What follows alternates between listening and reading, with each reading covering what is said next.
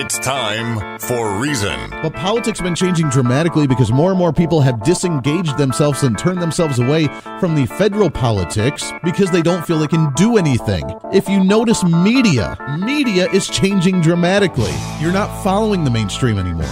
You get a voice. What are we going to do with our tax rates? What are we going to do with our budget at the state level? We get to not only have the voice, but we get to do something about it. This is the Voice of Reason with Andy Hoosier. Then I'll get on my knees and pray. We don't get fooled again.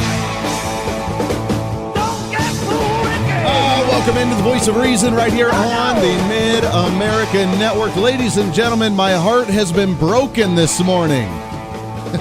My heart has been broken. I'm getting all ready for the show.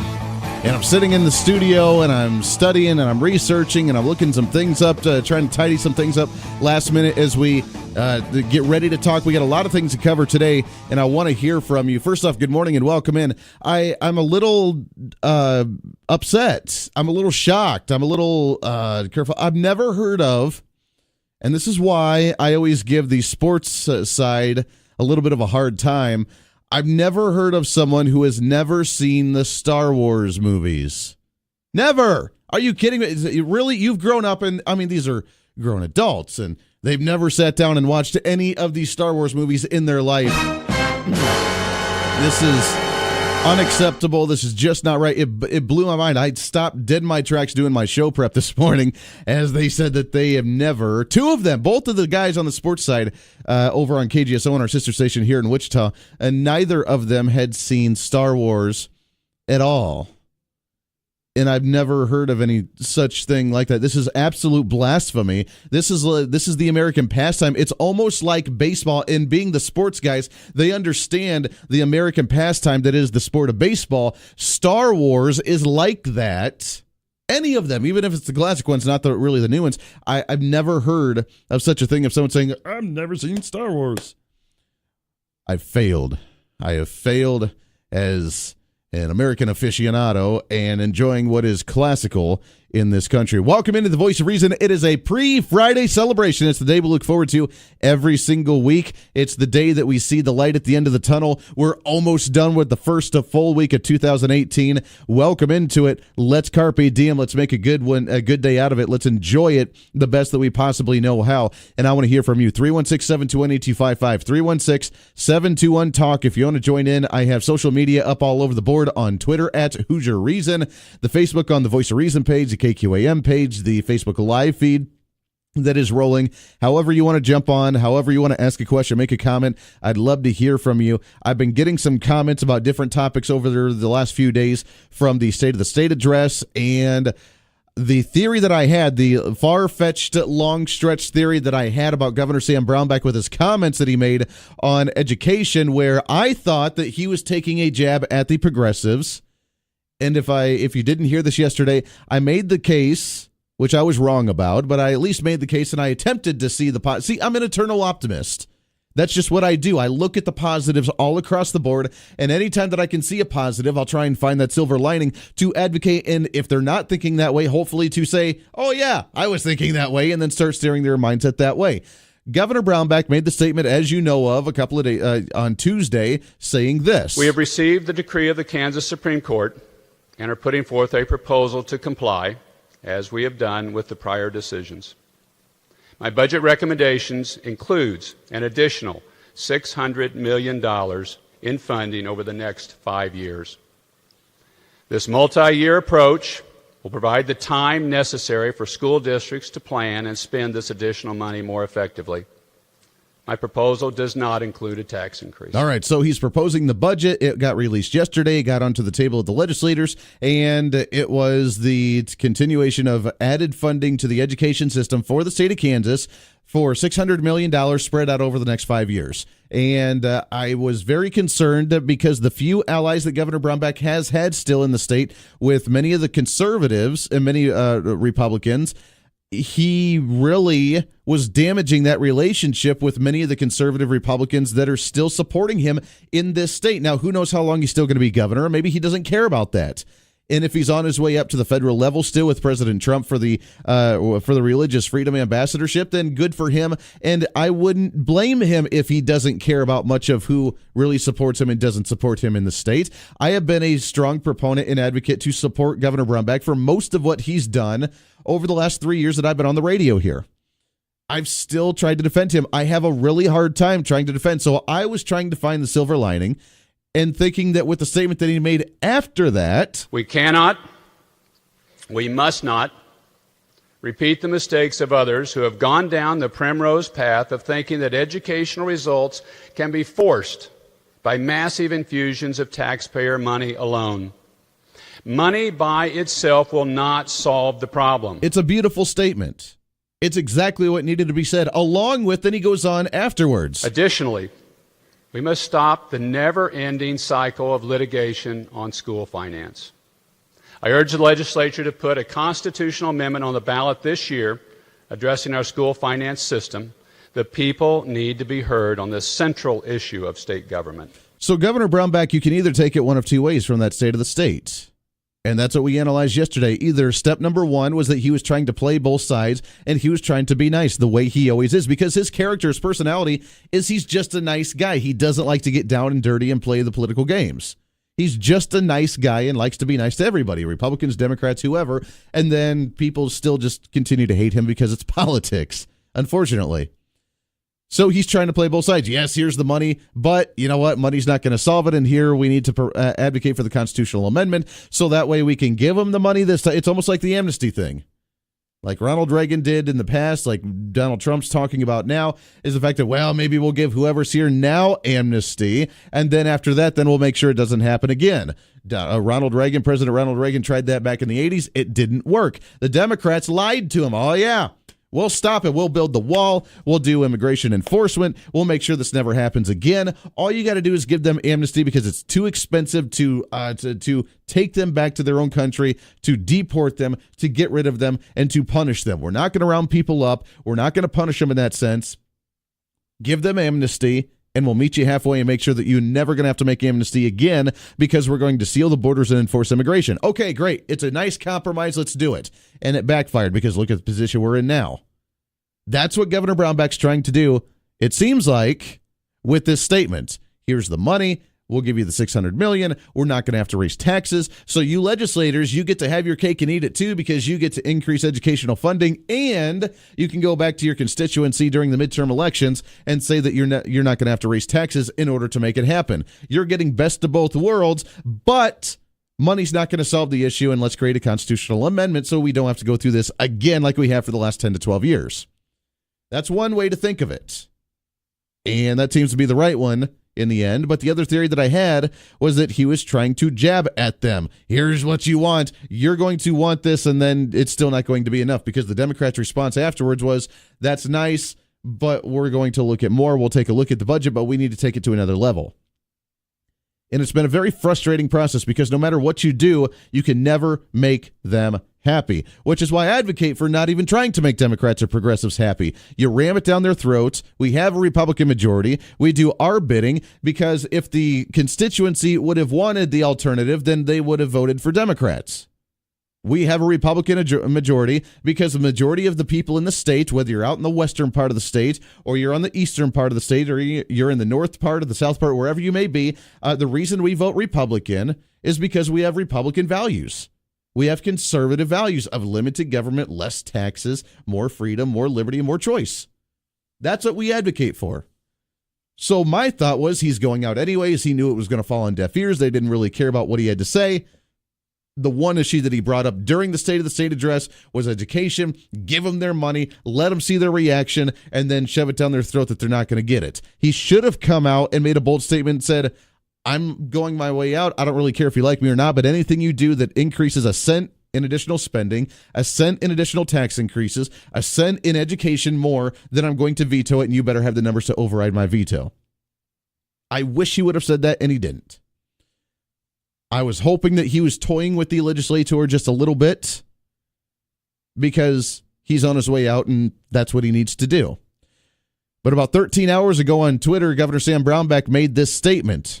While I recognize the proposed budget has drawn criticism from legislators on both sides of the aisle, complying with the Supreme Court's school finance decision is not optional. I support the rule of law, and I will not stand to see schools closed due to inaction on our part. Thankfully, the economy is stronger than it has been. However, we recognize the additional money to schools will strain our ability to address the core government functions in future budgets. We look forward to continuing these conversations with the legislature to find a solution that meets the court's demands and keep our schools open.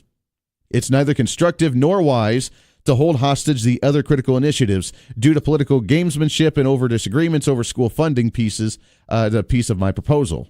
Hashtag Kansas Ledge. It sounds like he was really, truly, honestly trying to play both sides and trying to be, not play them as in trying to manipulate them, but playing them as in trying to pander to both sides of the aisle with this budget. It was not the, I'm going out heck with you guys and we're going to get my agenda through as much as we possibly can. You guys have tried to reverse my agenda. I'm not very happy about that. It's not the best way to go. And I'm going to fight you tooth and nail. And oh, look at how hypocritical you are by me giving you what you want and you still don't like it because it's just coming from me. Which doesn't sound like Governor Brownback at all because he is that nice guy. But it really, honestly, truly is him trying to pander to both sides, and it's not working. It's not, and I hate to say it. It breaks my heart to say it because I've been a supporter 90% of the time, 85% of the time for Governor Sam Brownback. This is not working. And I'm not too thrilled of the fact that he is advocating for that more spending because he's concerned, yes, we support the rule of law, and he says that not complying is not an option. I think we do have another option. This is the Voice of Reason with Andy Hoosier on the Mid-America Network.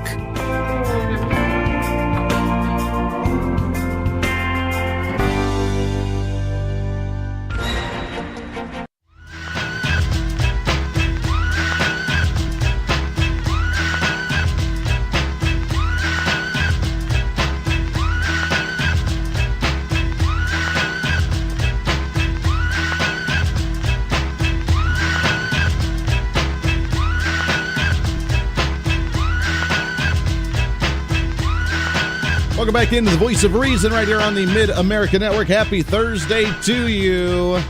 Kicking off a brand new day or maybe ending your day if you work third shifts. I got to say, if you work third shift, I feel for you, my friends. I did that for one summer, and I will never do it again. That was a struggle. I'm usually good until about 2, 3 a.m., and then it just, the door shuts down, the switch turns off, and I'm done. That's about it. 316-721-8255, 316-721. We do have some, by the way, some third shifters that listen to the program as they're heading home. And for that, we thank you very much and welcome aboard. And hopefully you go get some rest. Kind of dreary weather here in the Wichita area today. It started off actually as rain. It was raining heavy this morning with a lot of wind. Literally by the time I pull into the parking lot, it turns just like that to ice and sleet. So everybody traveling here in the Wichita area this morning, be careful as you're heading off to work. Everywhere else, hopefully you're not getting as nearly as weird weather as we are here. 60-degree weather yesterday, sleet this morning.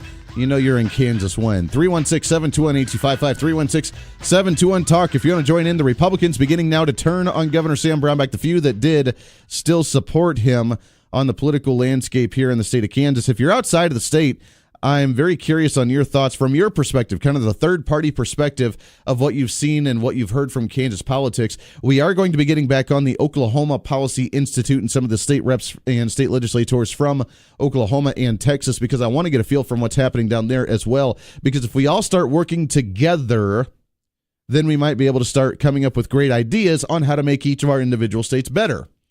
If you remember the original intent of the Constitution that each state pretty much is sovereign for itself. And then we comply with the Constitution to do a few specific duties, mostly for foreign relations and that sort of thing. But we give the federal government a few duties. The rest of it we figure out on ourselves. And then you can decide as a individual, as a family, what state you want to live in based on what decisions the state's making and how everybody lives in their lifestyle in each individual state. And then you can decide. California, for example, as much as I criticize them and I poke fun at them, they have one of the largest departments of the Environmental Protection Agency, the EPA, at a state level than any other state in the country. And I criticize that, and I laugh at it, and I poke fun at it, but at the same time, that's their prerogative. There should not be, constitutionally, there should not be an EPA at the federal level at all. Just saying.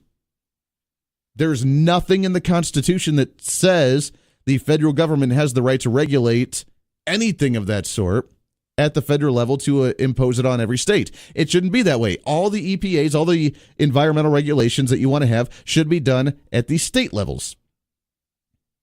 That's it. So I don't agree with California. I think they're ridiculous when they advocate for such high, ridiculous EPA spending and regulations. And we just saw another 17-cent tax increase on what was it, income or sales tax when it pertains to them out in California, because they want to fund more regulations and more projects for the EPA at the state level. That is their prerogative. I wouldn't agree with it, and if I had the choice, I would never live in the state of California because of that fact. But they have the right to do that. If we're going to increase funding for education at the statewide level here in Kansas, we have the state prerogative in order to do so. I'm going to fight tooth and nail to not allow that to happen right now, but because I don't think we need it and we're not spending the money that we are dumping into it efficiently, but we have the prerogative to do that. If the state of Oklahoma wants to expand Medicaid for some reason, or Kansas or Texas as well, but I know that's not going to happen on any of these states, hopefully.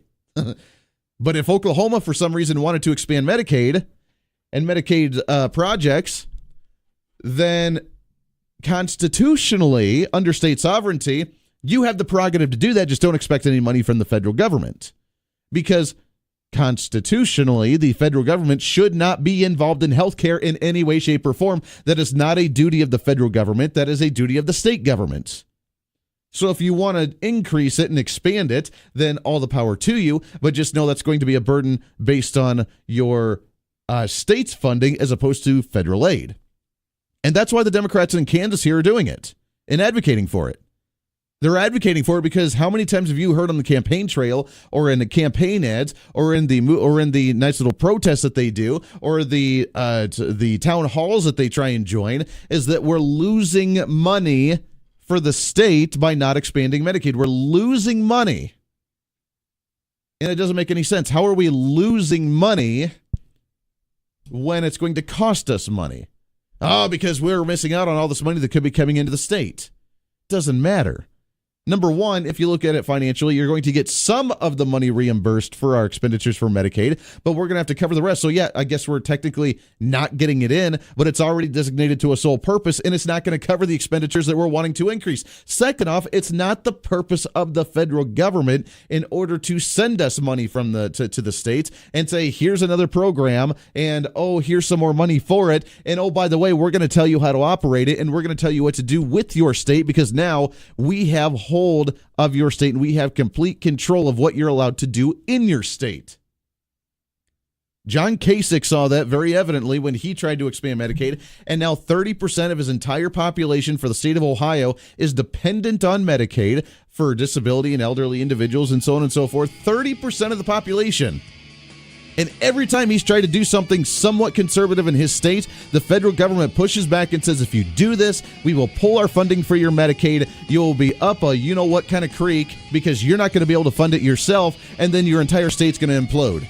So he backs off, and now he is a puppet to the dictators in Washington, D.C. That is not how you run a state. That's not how you organize and operate a state. We need to be independent, and if we want to expand these programs, let's have the discussion, but understand we're going to have to figure out how to fund it at the local and statewide levels, not anything coming from the federal government.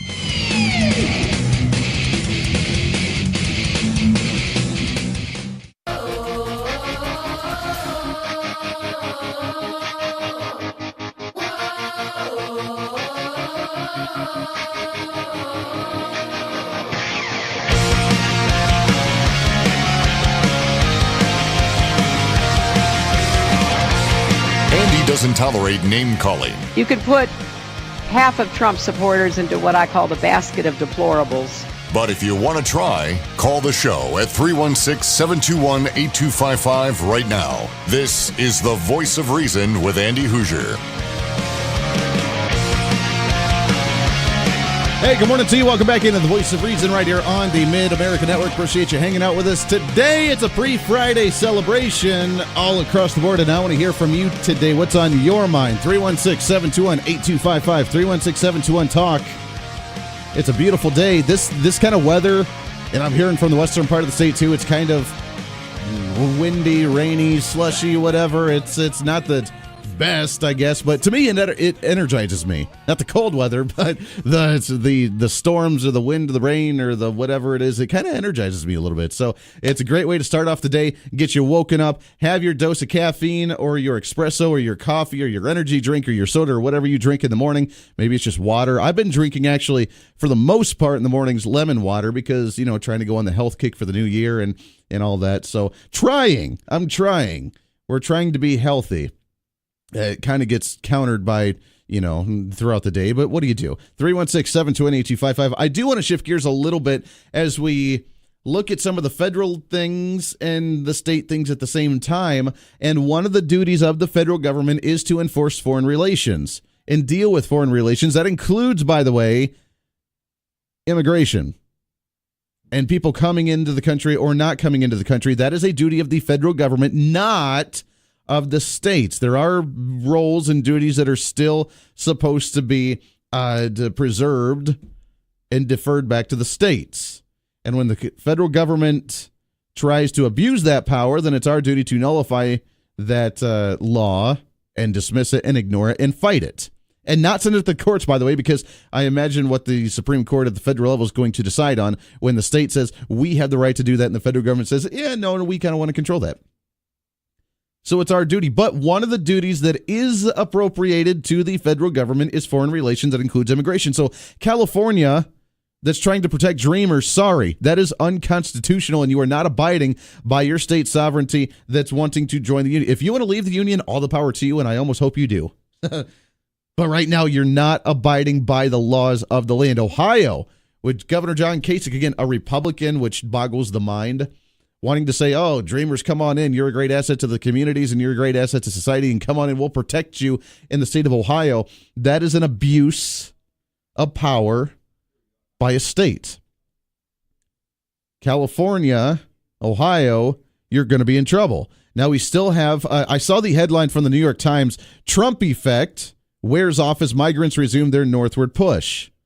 More individuals starting to come across the border again. And it makes you think why there are so many people that feel it's an okay idea to come across the border illegally, walk across something that they know they're not supposed to be doing. It's like the kid knowing, like the 3-year-old that I have, knowing that what she does is not okay sometimes, but yet she does it anyways because that's what she wants to do, and she's waiting for a response from us.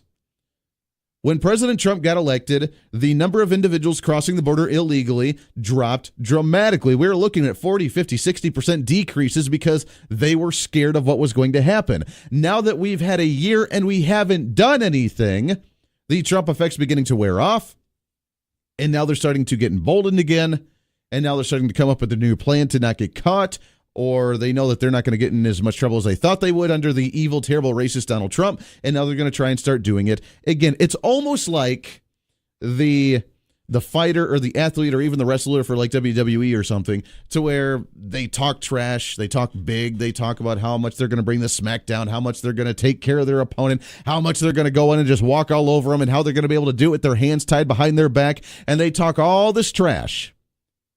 And then by the time they actually get into the octagon, by the time they get into the ring, by the time they get onto the field, by the time they're actually there to prove their worth, they flop. They fail big time. They struggle. And they can't do it. And they have to eat their words. Republicans, I'm warning you, do not be that trash talker that cannot back it up. Do not be the ones that say, we're going to be tough on immigration, we're going to do immigration reform, or we're going to begin to enforce immigration laws that are already on the books. We're going to take this into our hands. We're going to fund the wall. We're going to fund ICE. We're going to fund individuals to actually take care of business and do what we have to do, because that is our duty as a government. We need to, how many stories did we see last year or the last couple of years of the number of individuals that weren't even Hispanic coming across the southern border because they may have been potential terrorists or may have been been refugees that didn't get through the refugee process, or individuals that may have threats, because we don't know what their intent is when they're coming here illegally. That's why we have a process. Or how many are coming across with guns, or with drugs, or with human trafficking, or with all of these problems that we're seeing that are coming in from outside forces, not from within the U.S.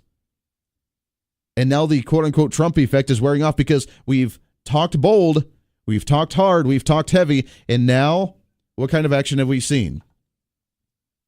We cannot allow that to happen. 316-721-8255. And it affects all of us, by the way. All of us in Texas, in Oklahoma, in Kansas, in Colorado, in Nebraska, in Missouri, because we are the perfect straight shot up north in order for everything to distribute and to distribute from there. Wichita is one of the highest, what was it, number 2 or number 3 for human trafficking in the country, because this is where they come to distribute everybody else and everything else across the land.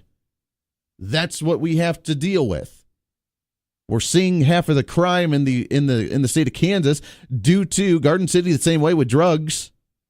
We're seeing a lot of the issues happening in the state because of the fact that it's coming up and it's being distributed amongst. This is where they blast it all out.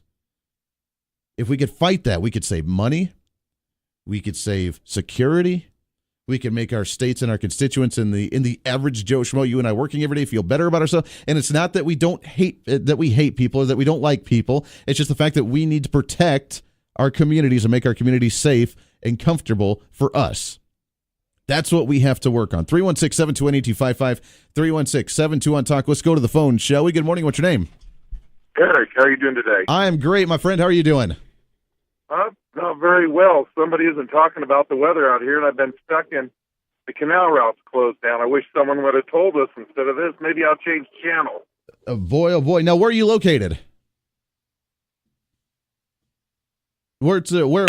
Nope. There we go. All right. Guess we lost him there. I'm not sure where he's located there. So if you have any info, I guess, on the weather in your area, and you're more than welcome to call back and give us a little update on that.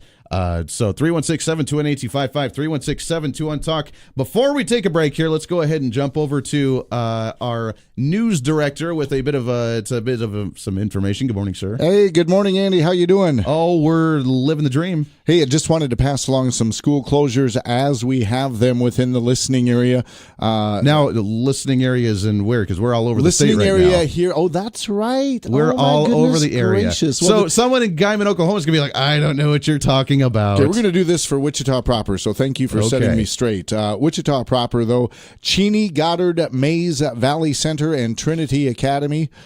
Cheney, Goddard, Mays, Valley Center, and Trinity Academy. And for you elsewhere in the state, you might want to check in. I think, the majority of the storm has kind of already blown through the far western portions of the state. Yeah, they had some earlier I saw on social media. And I was listening to Channel 12 this morning at about 4:30. They said there was a peak wind gust out in Garden City this morning of 65 miles an hour as the storm blew through. So anyway, I just wanted to pass that along for our Wichita listeners. For the Wichita listeners. Very good. Appreciate that very much. 316-721-8255. If you do have some of the weather conditions while you're driving, I would love to hear from them. As our last listener had mentioned that some of these areas are a little difficult to get through. I made it. I was lucky because I got here and it was rainy and it was really windy this morning. But by the time I pulled into the parking lot, I saw the ice start to turn, and it turned in from rain to sleet. So it was a little bit brutal there. So if you do have any weather conditions all over the state or even outside of the state, I do want to hear. I did see on social media some places out in Guyman, Oklahoma, in that Panhandle area, along with the western part of the state,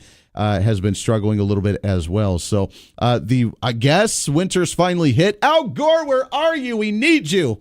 And I'd love to hear on what it looks like. We had 60-degree weather yesterday. What happened here? I want to continue to see the 60-degree weather. See, I'm one of those, when I get lots of money, and I think I said this, when I retire, I'm going to a place where it never dips below 70 degrees year-round. And no, that does not mean Florida. I do not want to deal with Florida because Florida is just way too humid and there's too many people. I want it to be where it's open and no one's around and it's a beautiful place and it's warm all the time, because as you can see, I'm already glow in the dark and I don't need it to be cold and have me remain glow in the dark. 316-721-8255, 316-721. When we take a break, I want to come back when we talk about this illegal immigration, because with the movement, with the number of people spiking, and it's starting to peak back up. According to the New York Times, migrant shelters along the southern border are filling up again. Immigrant lawyers in the region say their caseloads are spiking across the Southwest. Border officers are stopping more than 1,000 people a day. Just months after border apprehensions hit a 17-year low because of the quote-unquote Trump effect, and now they're surpassing 40,000 along the southeast border last month, more than double in the springtime numbers of last year. Now, it is expected, first off, before we wonder why the Trump effect is beginning to wear off in the big talkers, the big talking of the Republicans and what they're going to do to enforce immigration, it is expected for criminals, because criminals break the law in the first place, so they don't care about the law. It really doesn't faze them one bit. They just don't want to get caught. It is expected, just like a hacker, just like an online troller, just like a bank robber, that when new security protocols go into place, they calm themselves for a little bit, they regroup, they figure out how to best go about their next diversion or their next attack, and then they go after it. And illegal immigrants would be doing the same thing. They don't know what to expect. President Trump came in pretty boldly and said he was going to build the wall, that we were going to enforce this. It was going to be a pretty devastating blow to them, and that they wouldn't have a chance. So they backed off. They've waited. They've regrouped. They figured out what they're going to do. And yes, I know that I'm going to get the call saying that you're creating this scenario, you're creating this mindset that there's just these evil, terrible, horrible people that are just waiting to pounce and waiting to cause the next break the next law, which I'm not saying. Well, I guess I am saying that to some degree, because they are breaking the law and they are scheming on how to come across our border when they're not supposed to be doing so. I'm not saying they're necessarily terrible, evil people, but they are wanting to break our laws. But just like any criminal, when they have an agenda and they want to pursue it, they're going to pursue it. They're just going to calm themselves, regroup, and find the best way to do it after the new prerogatives were put in place, after the new security protocols were put in place. So when we come back, we'll talk a little bit about the finances and the financial obligations by state and how much we could be saving if we actually took care of this now, if we could build the wall and we did something about it. This is the Voice of Reason with Andy Hoosier.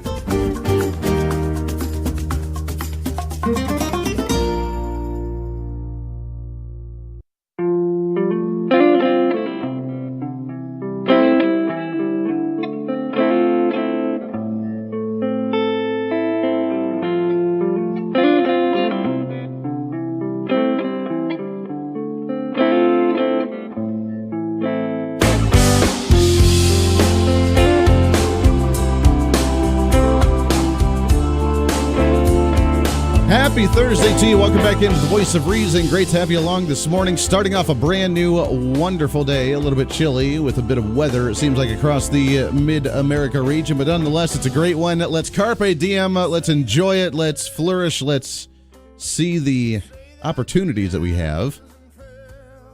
We can look at life two ways. We can either complain about the things we don't have, or we can enjoy the things we do and look forward to the things that we could have down the road. And that's what we're all about here on this show. Welcome in 316-721-8255, 316-721-TALK.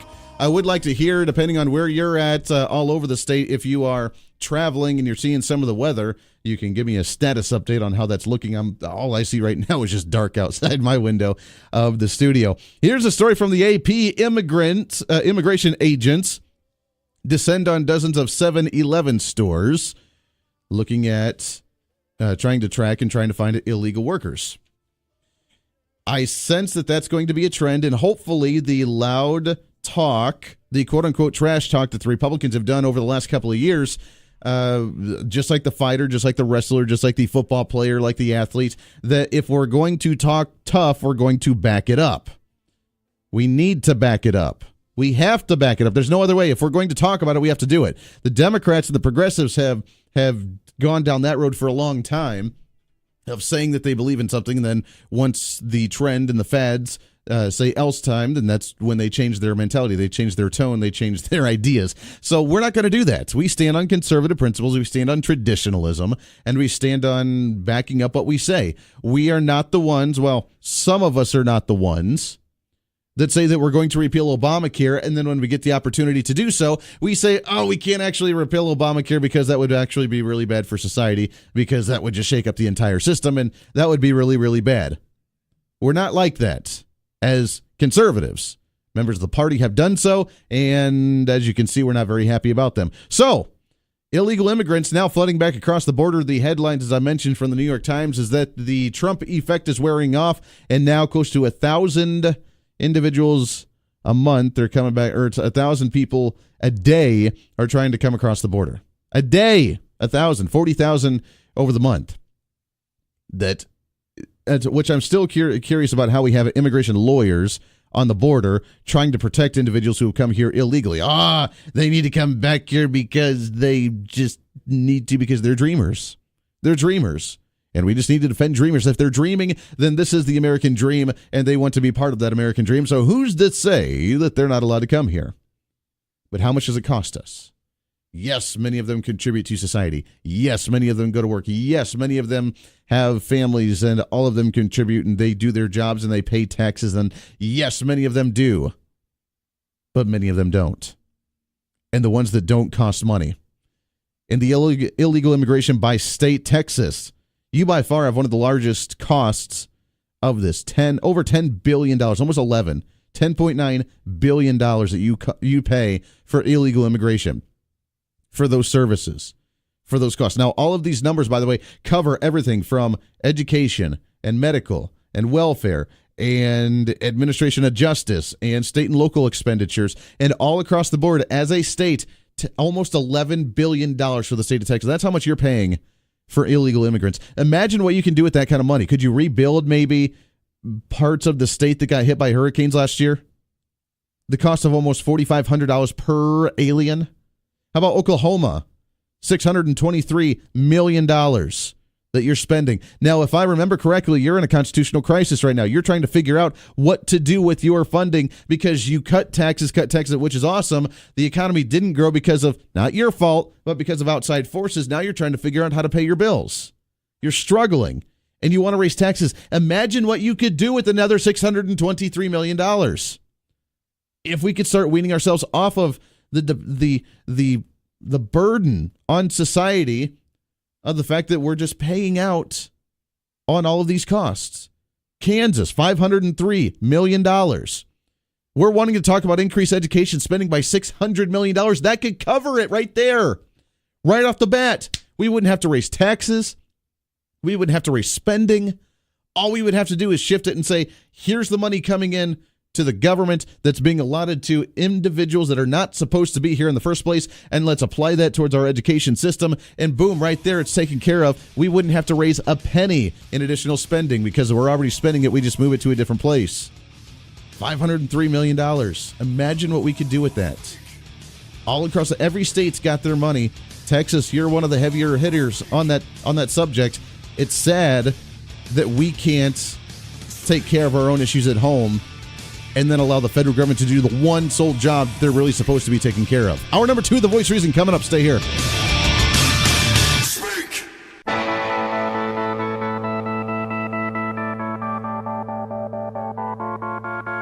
It's time for Reason. But politics has been changing dramatically because more and more people have disengaged themselves and turned themselves away from the federal politics because they don't feel they can do anything. If you notice media is changing dramatically. You're not following the mainstream anymore.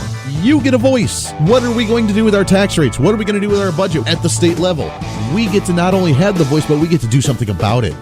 This is the Voice of Reason with Andy Hoosier. Then I'll get on my knees and pray. We don't get fooled again. Don't get fooled again. Good morning to you. Welcome into the Voice of Reason, hour number 2. The Voice of Reason right here on the Big Talker, 1480 on the AM side, 102.5 on the FM side, KQAM. Happy pre-Friday. It's a Thursday. It's the day before we look forward to every single week. You see the light at the end of the tunnel once the sun actually comes up and the clouds go away. Then we can see the light at the end of the tunnel. I am excited about today. It is the first longest week of 2018, and we're almost through it, which means from here, it's just downhill from here on out for the next 51 weeks or 50 weeks or whatever's left. So I am looking forward to that. See, I'm always the eternal optimist. All the time, always looking at the best way to look at it across the board. Welcome in 721-825-5721 Talk. If you want to join into the program, we have a lot to get to today. Coming up on the show in the 8 o'clock hour, Phil Kerpen. We've had him on the show many times before. He is the president of American Commitment in Washington, D.C. He's going to talk to us about some tax reform ideas and issues happening at the federal level. We did bring up in the first hour, and I want to open up lines to you in this hour as well, on the to Governor Sam Brownback made a tweet yesterday. He tweeted regarding his budget proposal, and understanding that he upset a lot of conservatives.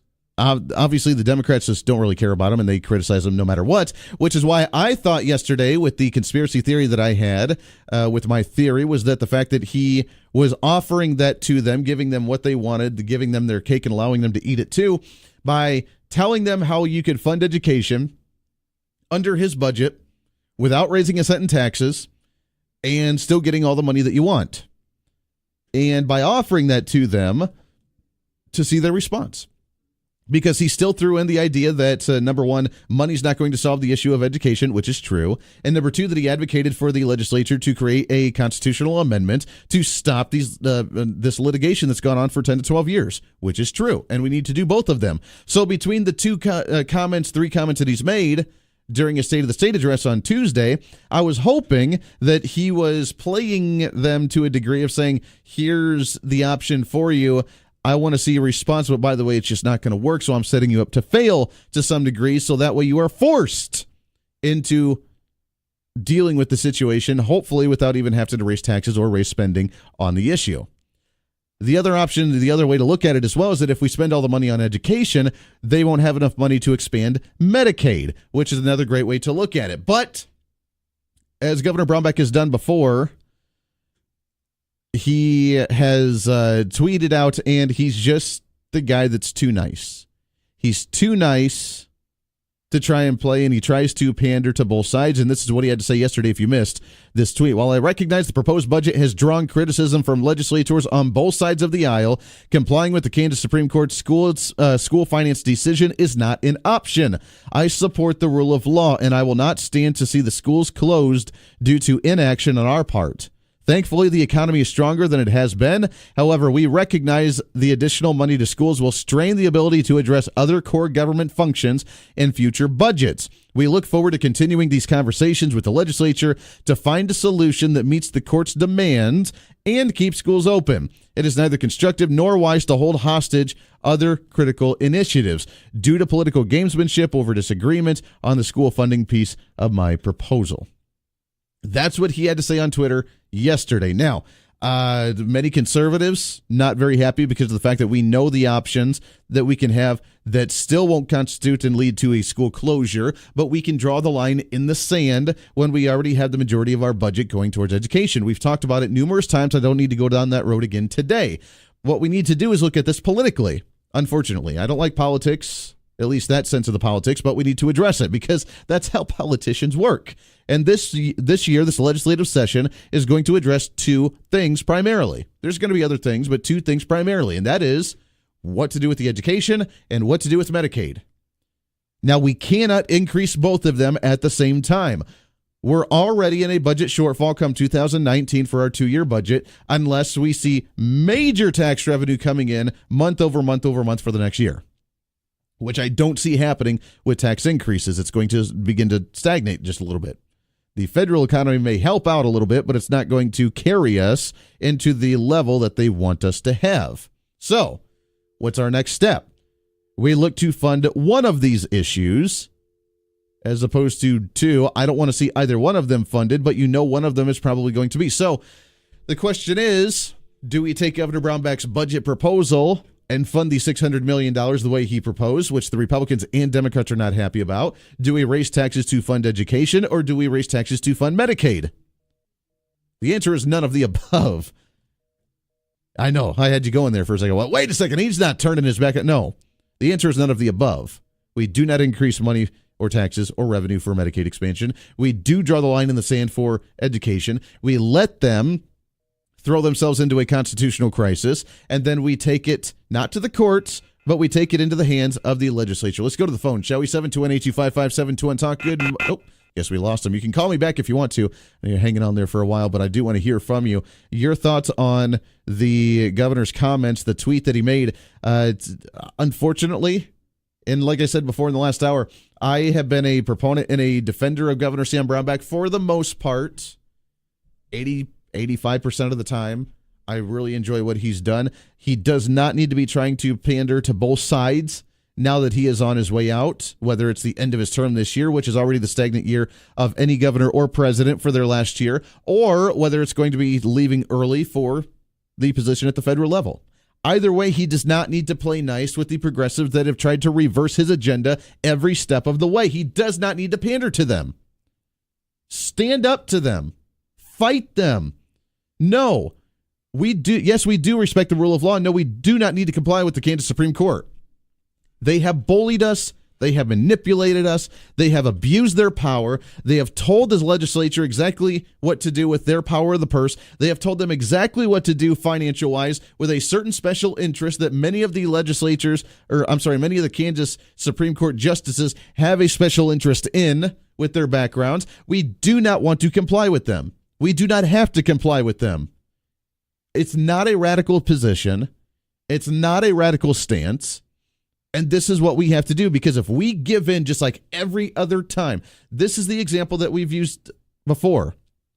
This mentality of saying, yes, we're going to increase the spending, give you what you want, but then we need to make sure it doesn't happen again. It's the exact same argument that's used with immigration. We saw it back in Ronald Reagan's time with the Democrats negotiating to give amnesty and promising that we would never have illegal immigrants come into the country again because we would begin to enforce immigration. Now we're seeing President Donald Trump try and do the exact same thing. He promised he would build the wall. He promised he would not give amnesty to DACA recipients. He promised that we would not have illegal immigrants in the country, and that if it came down to it, we would have to find them, round them up, and send them and deport them back into wherever they came from. Still cheaper than allowing them to stay here, and we talked about those numbers last hour.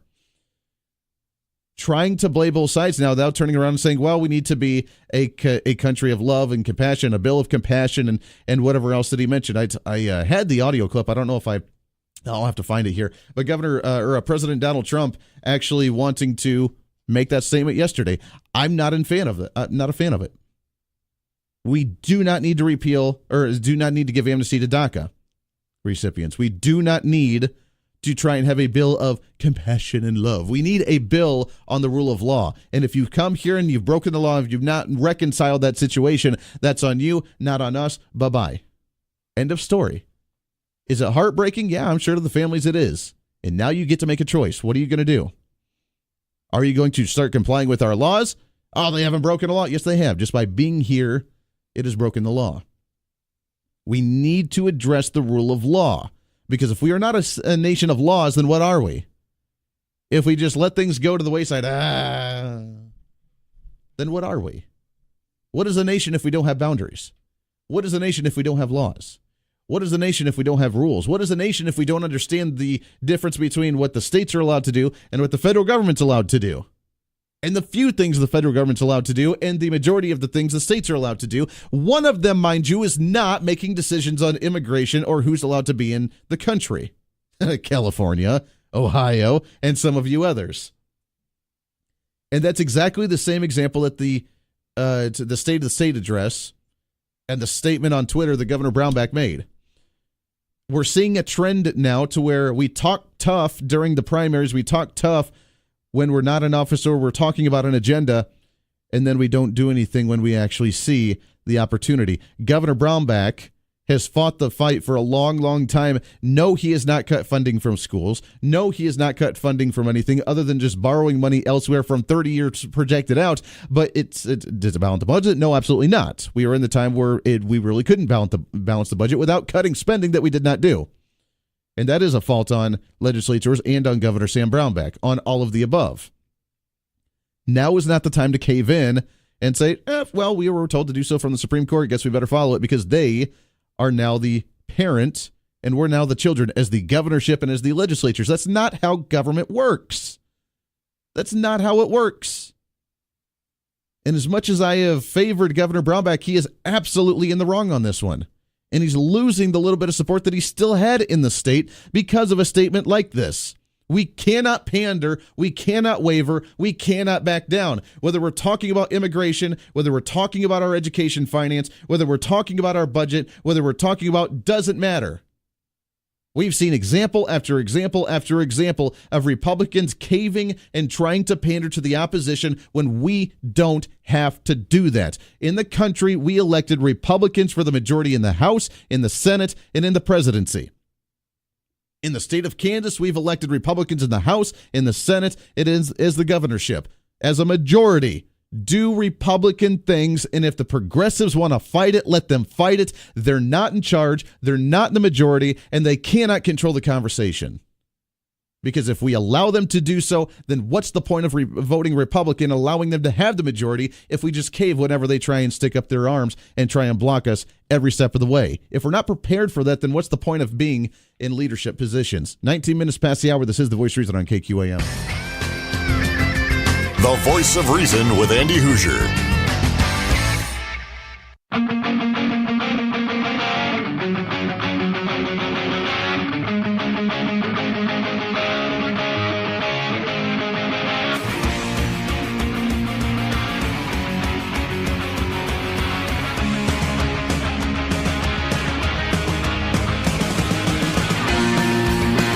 Having the Democrats in with us is absolutely vital because this should be a bipartisan bill. This should be a bill of love. Truly, it should be a bill of love, and we can do.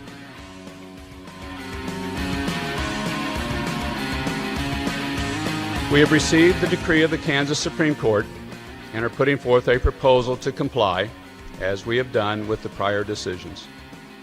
My budget recommendations includes an additional $600 million in funding over the next 5 years. This multi-year approach will provide the time necessary for school districts to plan and spend this additional money more effectively. My proposal does not include a tax increase. I'm seeing a trend, are you not? The resemblance between the two. I am still a fan of President Donald Trump. I am still a fan of Governor Sam Brownback, but at the same time, both of them starting to get a little weak on their policy, and we cannot allow that to happen. That's not the way that we want to start 2018. This was going to already be a tough session. It was already going to be a tough way for us to stand on conservative principles, get back to what we need to be, and fight the fight that we need to have. Yes, it's going to be uncomfortable. Yes, it's going to be brutal. Yes, we are going to get pushback left and right from everybody across the board. We're going to have to fight everybody, it seems like, because we know what's right. We have the law on our side. We have constitutionalism on our side. We have reason and common sense on our side, and we need to address the serious issues head on rather than trying to be soft on them. President Trump, no. The bill of love, the bill of emotion needs to be the fact that we're going to look for Americans over someone coming here illegally and breaking the law. Governor Brownback, no. We do not need to fund $600 million to comply with the Kansas Supreme Court that has abused its power when they're not going to shut down schools. They're going to threaten it, but they cannot force the secretary, the Kansas treasurer, to not sign the checks.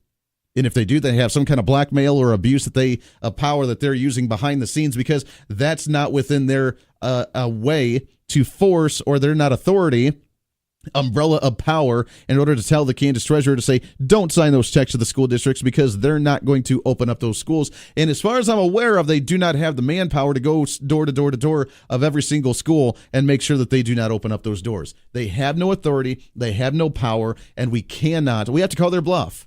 It's about time we called their bluff and we face this head on, then continuously run away from it. 721-8255, 721-TALK. Let's go to the phone, shall we? Good morning. What's your name? Scott. Hey, Scott. What's going on, sir? Well, you got to understand that illegals represent an invading army. They're just not using guns, but they're invading the United States. Sure. And they come here to change the United States. And people like George Soros is funding a lot of that stuff. They're pushing it over. I mean, even here in Kansas, you get all kinds of Spanish radio stations, and they're talking about, hey, come on over and bring your family over and all kind of stuff. So it's all part of a plan to invade the United States. with all these racist people. Well, it really is, and whether that's the agenda of the individual coming across, that could be debated, because I think they're looking for that opportunity to just do something better, which all the power to them. This is the American dream, and if they want to come here, there's a reason why, because we are the greatest nation on the face of the earth. But the individuals allowing it to happen, exactly like you mentioned, the people in power and in authority that are allowing it to happen and not enforcing our rule of law. You're right. They have that agenda. If they can get them in certain districts, if they can flood the country with new voters, if we can get more people to come in, then they will overrun their opposition, and then you and I will never have a voice again to be able to counter any of it or change it, and it might be too far gone to where we can do anything about it. And they're bringing the drugs over here too, because it's no coincidence that the drugs come over here with them. I mean, they find drugs coming in here with them, on them. Sure. And they're bringing the drug to make the money so they can send it back to their country and bring more people and more drugs over here. Well, not just drugs, but army. Sure, not just drugs, but drugs and guns and human trafficking. And I mean, we see crime all the time. And I'm not saying, I know that I'm going to sound like Donald Trump here, because all they're doing is sending their bad people over. There are good people coming over as well, but they're just doing it in the wrong way to where they're breaking our laws. But along with that, we do have the cartels and the criminals and everybody else to the coming across the border at the same time, because we don't know who's coming across the border if they're just walking across without us having any kind of say. Well, the bottom line, too, is that you have to remember that all of those countries in Central America and South America, they have laws in their country. So these people coming over the border, they know what a law is. Sure. They just choose to break the laws in their country and the laws in this country. They choose to do that. Absolutely. So they know what a law is. Exactly. Absolutely. Scott, I appreciate it, my friend, very much so. You're absolutely right. And the correlation, I mean, I just find it intriguing that we have a Republican majority across the level, at the statewide level, at the federal level. The federal government refuses to enforce immigration when it comes to the states that want to defend DACA recipients like California and Ohio and some others. We're starting to finally, but then we hear President Trump, well, it needs to be a bill of love. A bill of love for who? For them or for us? There is a them and an us here, and it's not a division racially or anything of that sort. It is American citizens and people who shouldn't be here in the first place. If you want to come through the regular process, welcome aboard, baby. It's a big, beautiful door, and we want you to come here, as Donald Trump would put it. But we cannot waver on what you promised us that you would do when you're in office. Governor Brownback, you've fought the hard fight. You've had a lot of opposition. Don't back down and don't waver. This is your last year as governor. If you're going to last that long and not go to the federal level, stick to your guns. Let's not back down and get weak here.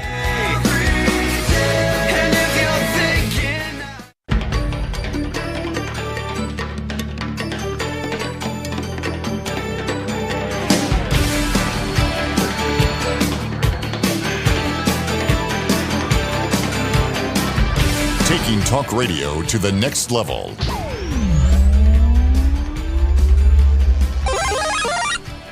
The Voice of Reason with Andy Hoosier. Welcome back into the Voice of Reason right here on the Big Talker, 1480 on the AM side, 102.5 on the FM side, KQAM. Great to have you along on a Thursday. It's a pre-Friday celebration. As we kick it off, we see the light at the end of the tunnel, the first long week of 2018. And you almost made it. It's only downhill from here. You only got 50 weeks left for the year. Almost there. Oh, we have some news. Ready for it? And our latest update from Harry Potter himself. Good morning, Andy. Well, the news is the wind is arriving in Wichita, and it's going to be a blustery one. Skirt alert and toupee alert today.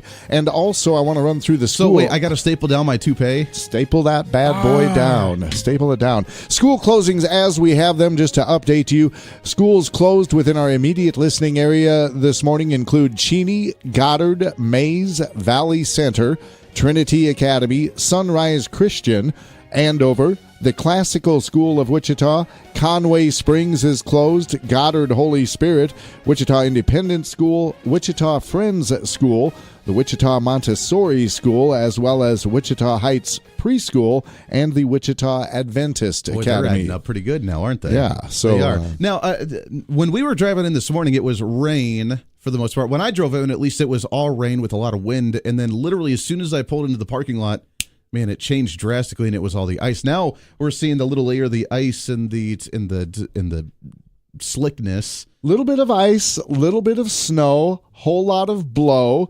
I'm looking up and I can see the Kellogg overpass over Maze Road from my viewpoint right now. Traffic really at a crawl, probably 20 to 30 miles an hour, and as it should be. It probably should. One possibly a weather-related fatality already this morning on Wichita roadways at K96 and I-235. Law enforcement received a report of a vehicle on fire upon arrival. Oh, my goodness. KSN TV reports that a vehicle was pinned up against a bridge beam and on fire. Is this because it's the first bad one of the year? Because this always happens, the very first one, everybody forgets how to drive in the bad weather. Well, I don't know what it is. I mean, we haven't really had to exercise caution on the roadways at all this winter driving season up until today. So the word of the day is slow down and leave some distance between you and the driver ahead of you, and especially use caution on the overpasses and bridges because, we were up to almost near 70 degrees yesterday. Sure. So the roadways themselves perhaps are not going to ice over nearly as quickly as those bridges and overpasses. I got another message as well. See if I can find it on Facebook. Another one that just closed. Hang on here. As St. Joe is closed as well now. All right. So and we'll keep you updated as best we can. I mean, it's 20 minutes to 8 for lack. I mean, not accurate there. It's 22 in front of 8 o'clock right now. But, I mean, most of them that we're going to close probably have by now. But, yeah, feel free to hit Andy up on Facebook if you've got a closure or something you want to pass along. He's live and local, so he'll get it out there. Some of the weather condition, even just driving to work, let us know the status. Because as I mentioned, maybe it's because it hit so quickly. Like I said, it was all rain when I got here at 5 a.m. A little after 5, it was all rain. And as soon as I got here, it turned to that slick, sleet, slushy, whatever it was, ice pelting me as I was walking out of my car, and it must have hit pretty quickly and froze everything, and all that rain that was on the road that was pretty thick must have all kind of frozen up now that it's 20 degrees. Well, I got on the road right as SRN News at the top of the 5 o'clock hour was playing, and I live Riverside area. I elected not to take Kellogg or I-235 because I didn't want to do the whole bridge and overpass thing, so sure. I chose alternate routes, and it was rain when I left the house, but about the time I was between Ridge and Tyler, on 21st, then it started to do the conversion. And by the time I got to the parking lot here, it was pretty well converted over. The one thing I noticed that none of the forecasters were talking about, though, on my drive here was the accumulation of ice on the trees and power lines. Yeah. Luckily, now, and I have had one friend contact me from the Delano area and said that they were out of power. And I don't know if that was a neighborhood deal or just that house, but had lost power at a residence in Delano. Don't know if that's weather related or he forgot to pay the bill. I mean, it could be one of two things. So Joy, Renwick School's closed now as well. And that one just came into social media. So please do continue to message me on social media along with giving me a call here, letting me know the status of the roads and of the schools on what you've heard of what is being closed all across town. Thank you very much, Harry Potter, for that report. 316-721-85. Okay. I got to break it down. The reason that we had the little joke with the Harry Potter thing, his glasses broke this morning as he was trying to get the rain off of them and has electrical tape wrapped around to keep them holding together. And it looks like to me, Harry Potter, all he needs is the lightning bolt on his forehead, which I can do with the with a Sharpie. So get ready. We may have to make that happen and post a picture on social media at some time. 721-825-571-TALK. If you want to join in, there you go. Your update with some of the weather, and I want to hear from you as more of those coming in. I do very, very much appreciate everybody on social media shooting me messages as well, keeping us updated on their local area with their school closures and the conditions on the road. The comment that we made, the link, we're seeing the connection between the Republicans that are scared to stand for the values that we put them into office to, the bold statements that we make on the campaign trail, or the record that we've seen over the last few years of them holding to their guns and now beginning to waver, and I don't want to see it. I feel having the Democrats in with us is absolutely vital because this should be a bipartisan bill. This should be a bill of love. Truly, it should be a bill of love, and we can do that. I don't know why it needs to be. I mean, who are we loving here? Who's the bill of love towards? Is it towards the illegal immigrant that broke the law and broke our rule of law, or is it the individuals in the country that put you into place and in that office to make sure that is a bill of love towards the American people? I'm very curious to see how that works. At the same time, we're seeing Governor Sam Brownback show a quote-unquote a bill of love towards the special interests of the Kansas Supreme Court and towards the special interest towards the education. And I understand his reasoning, kind of, but someone who's fought this battle for the last 8 years as governor, it's very discouraging to me that the last year that he's in, we're seeing that compliance when it's gotten a little too extreme and a little too far. We have opportunities to fight it, and we do not want to see more of our burden and more of our money go towards something that's inefficient. A lot of the campaign trail as well, the candidates running for governor have made bold statements against Governor Brownback's budget proposal, and rightly so.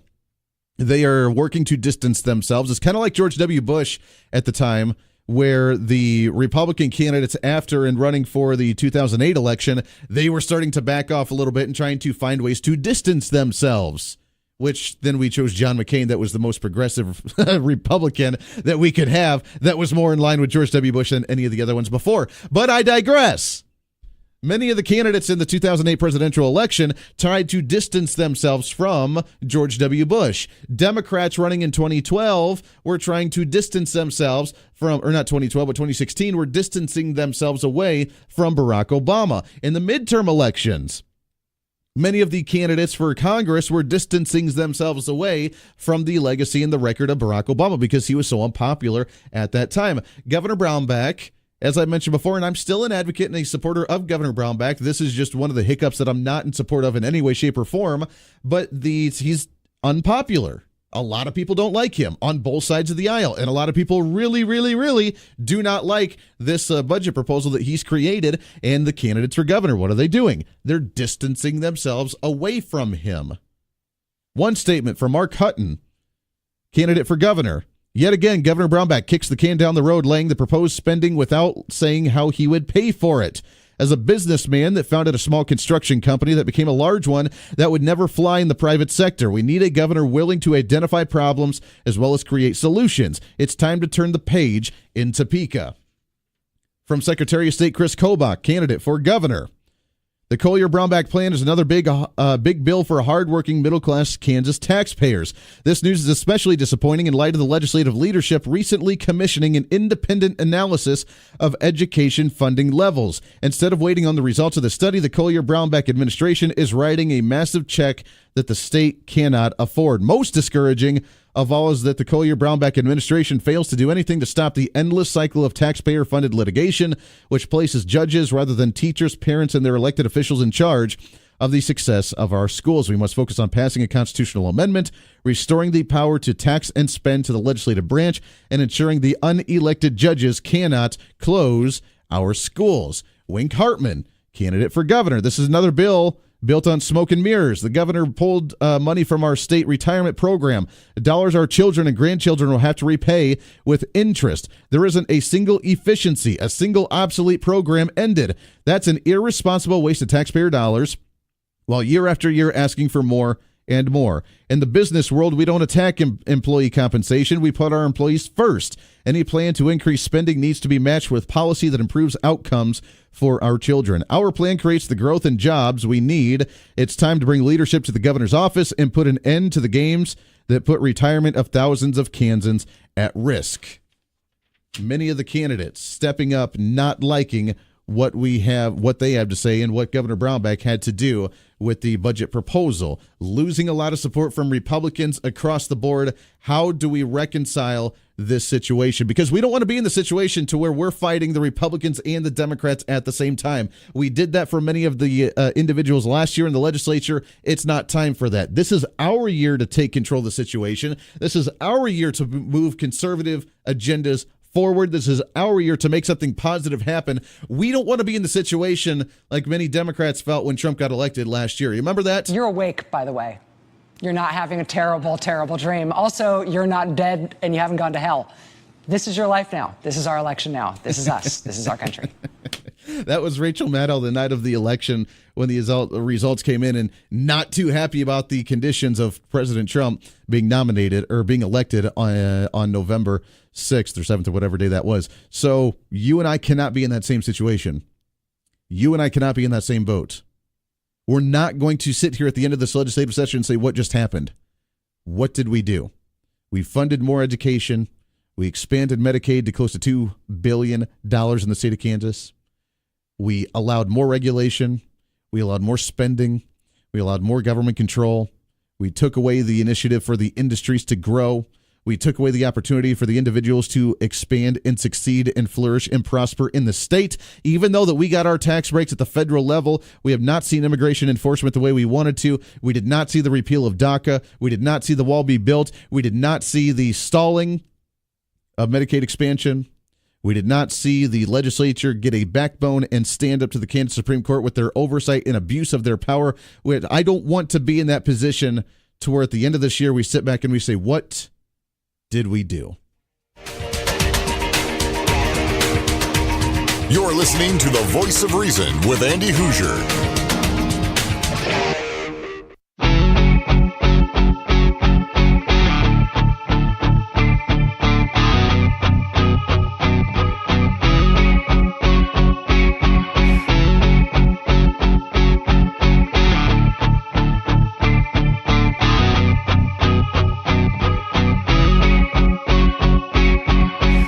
This is when the battle begins, ladies and gentlemen. We've been talking about it. We've been hyping it up. We've been preparing ourselves. We've been sharpening our blades, politically speaking. We've been educating ourselves. We've been building our shields. The intelligence that we have, the knowledge that we have, the information that we have. We've been preparing for this war, for this battle. Now it's time for Mel Gibson to come out in front of us and give us a great speech and for us to run onto the battlefield and to attack our opponents with everything that we have. This is what we're up against now, politically speaking. I'm not talking about physical violence. Please don't try and go and I could see someone out in a Scottish kilt with their face painted and a shield and a sword right outside of the Capitol. You may take our educational tax money, but you'll never take our school choice. Don't do that. As entertaining as that would be, don't do that. We have opportunities for us because we built ourselves up to this point. We've been educating ourselves. We've been learning. We've been talking about it. We've had guest after guest after guest discussing this issue over the last year and a half. So many people, from legislators and elected officials to experts to people who study the budget to activists to special interests to organizations to whoever at the federal level and at the state level, we have built ourselves up to this moment. Now is the time. The legislative session is officially underway. The legislative session is kicked off as of Monday. They're going to start proposing their budgets. They're going to start discussing their bills. They're going to start discussing opportunities on what their agenda is going to look like for this year, and you and I have to have our say in those discussions. Now is the time, because all that prep, all that training that we've had over the last year and a half of preparing ourselves for this moment, now we cannot fail. Now it's the time to call your legislators beyond belief. You need to annoy the hell out of them. You need to make sure that they know exactly who you are on a first name basis, because you want them to know that don't you even dare try to increase our Medicaid expansion and cost the state more money. Don't you dare cave in to the Kansas Supreme Court and make us spend more money on education. Don't you dare try and waver. We put you into office for a purpose. The state government has more power than it realizes. State governments have more power than any other government in the country, including the federal government, or at least that's the intent and the purpose of a state government.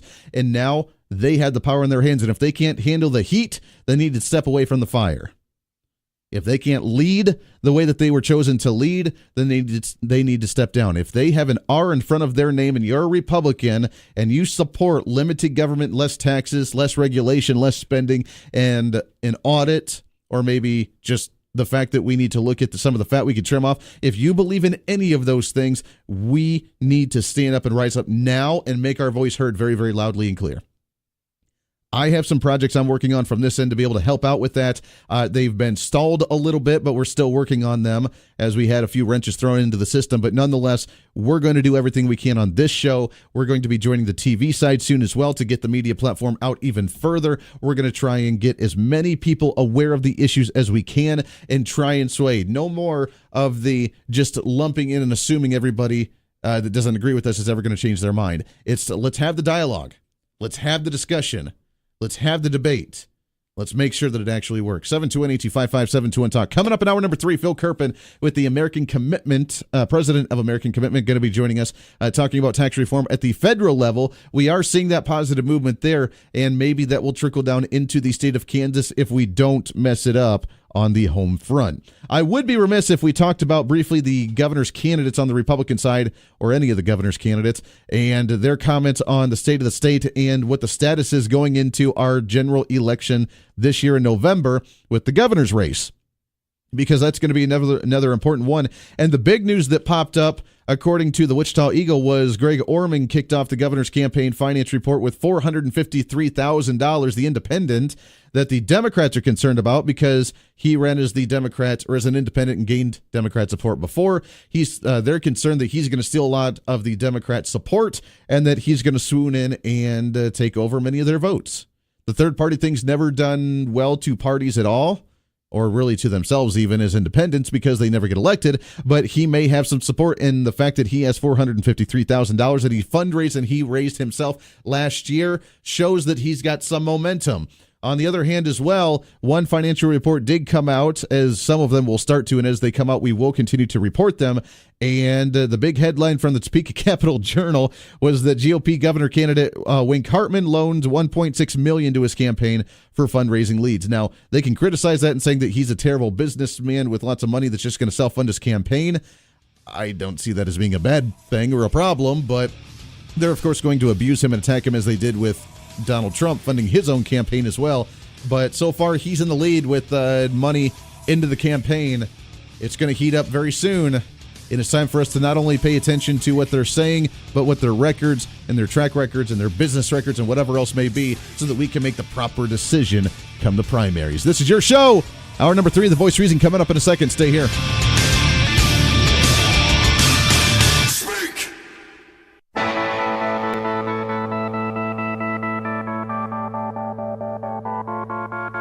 It's time for Reason. But politics has been changing dramatically because more and more people have disengaged themselves and turned themselves away from the federal politics because they don't feel they can do anything. If you notice, media is changing dramatically. You're not following the mainstream anymore.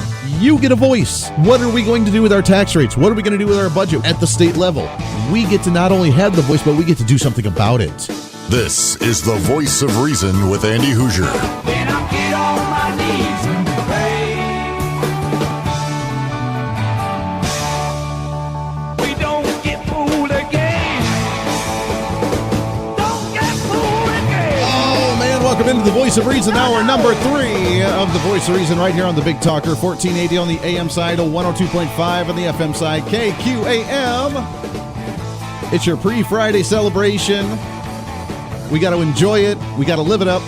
We have to do the best we can to take advantage of it. Carpe diem all over this place, baby. That's just what we do. Welcome into it. 721-8255-721-TALK. Before we get to our guests, I do have to give you a weather update, as many people are asking. As far as I'm aware, and we'll check in with our news director, Mr. Rick Everett, but as far as I'm aware, we have not heard that Kellogg is shut down yet. But looking outside of the studios, it is at a standstill going eastbound. And we're on the western part of the city, so it is at a standstill on Kellogg. Be careful as you're driving out there. Now that it rained and rained and rained all night, as I mentioned before, at 5 a.m. when I got into the studios, it was raining heavily. There was a lot of water on the roadways, and then as soon as I pulled into the parking lot, it switched drastically to sleet and ice, and now that it's 20 degrees, 23 degrees, it is now extremely cold, so be very careful and cautious of that as we try and move our way to work this morning. Be careful, be cautious, and stay careful out there. Now, I have heard that on Rock Road as well, going Wichita to Derby is very slick, and as I mentioned, at a standstill on Kellogg. So be cautious and be careful as you head to work this morning. If you do have any more updates on different highway conditions or closures, please do let me know. I'm sure that Rick will have another school closure update here very soon. With that, we have our guest on the line, which just dropped off, so we have a couple lines lighting up. Hopefully one of them is him again. I'm really excited to get him back on the program as we talk about some of the tax reform. We need to focus on it at the statewide level to coincide with what we've done at the federal level, which President Trump finally was able to do with Republican support before the end of the year. He's president of American Commitment. He's Phil Kerpen. He's on the line with us. Phil, are you there? Nope, I guess we lost him. Let's try back here. And the other line, hopefully that's him. Phil, are you with me? I'm here if you can hear me. Hey, there you are. I appreciate you coming on the show, my friend. Happy New Year to you. Happy New Year to you, Andy. Hey, I'm excited to get you back on. Talk to us about, you're in Washington, D.C. You saw the fight. You saw the debate. You saw the haggling going back and forth from the House and the Senate with the two bills. Talk to us about the process that you saw, and was it ever on pins and needles that we wouldn't be able to get the tax reform that we ended up seeing finally at the end of the year? Well, we had a couple of scares, but it was really a pretty smooth process. They went through the regular orders through all the committees. They did a House bill, a Senate bill. They actually did a conference committee and hammered out a final version, which this is like Civics 101 stuff, but they almost never do it. Sure. They almost never go through the honest, legitimate full process on major legislation, and they did on this one, and I think it actually improved each step of the way. The bill got better through each iteration. They continued to refine it and improve it, and the final version, the one that passed, I think was the best version of the bill. So I was pretty happy with how it turned out, and we're already seeing results, remarkable results already. It seems every single day we see another company announcing wage increases and bonuses and big new investments. And Sure. We're going to see the individual side take effect. The IRS claims they're going to have the new withholding tables done for February, so we'll see. They don't have it done yet. Maybe it'll slip a little, but if they get that done, people are going to see withholding go down and take-home pay go up in their February paychecks. And the other thing that we're starting to see that I hadn't even thought about before the bill passed, a lot of electric utilities are announcing that they're cutting rates because their taxes are going down.